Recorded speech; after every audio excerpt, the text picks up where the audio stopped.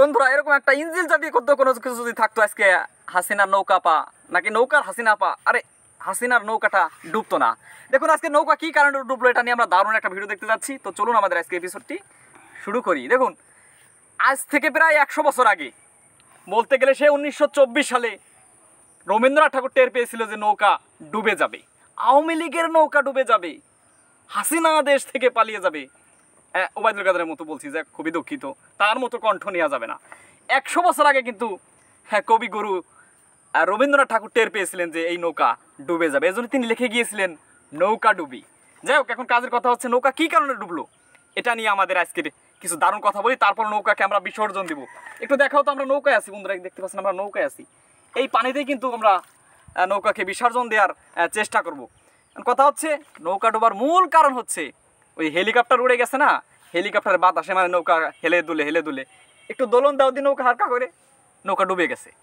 আমরা নৌকার পর বসে আছি, বড় একটা কলঙ্কের বিষয়। নিচের নৌকা নিয়ে পরবর্তী পর্বে দেখতে পাবেন, আর আজকের পর্বে এই নৌকাকে আমরা বিসর্জন দিতে যাচ্ছি। যাই হোক, কথা হচ্ছে নৌকার পিছনে বিভিন্ন ধরনের ফুটা হয়েছিল।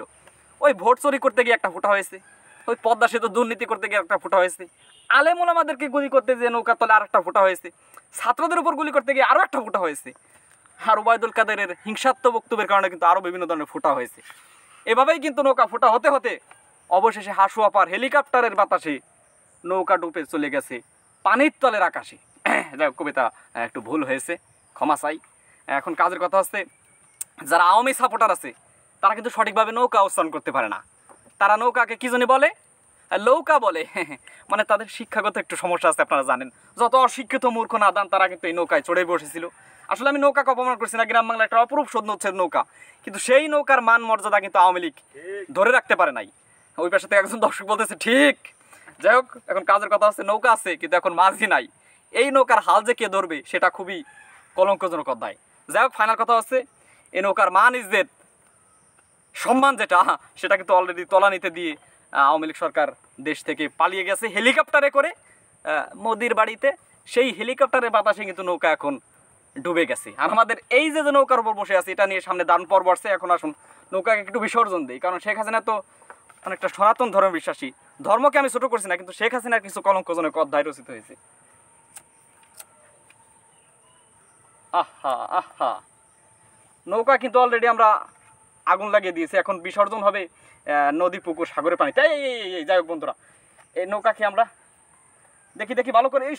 আরে হাসুয়াপা কই, ওবায়দুল কাদের কই, আহা আহা, ইসি পানিতে বিসর্জন দেই বন্ধু, একটু ভালো করে দেখুন। কেন একটু সামনে নাও, একটু সামনে নাও, সুন্দর করে দেখাও, নৌকার পরিবেশটা একটু দেখাও।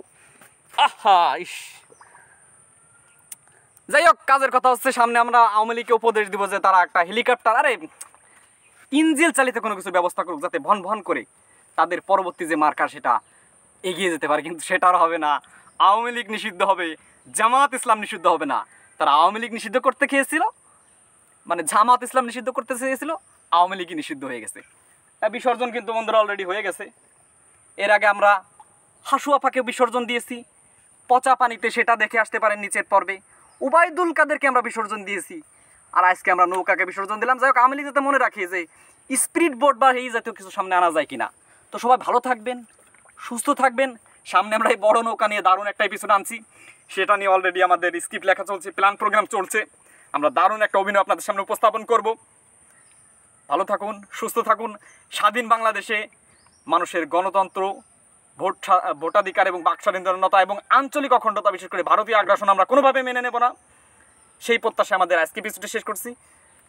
আসসালামু আলাইকুম।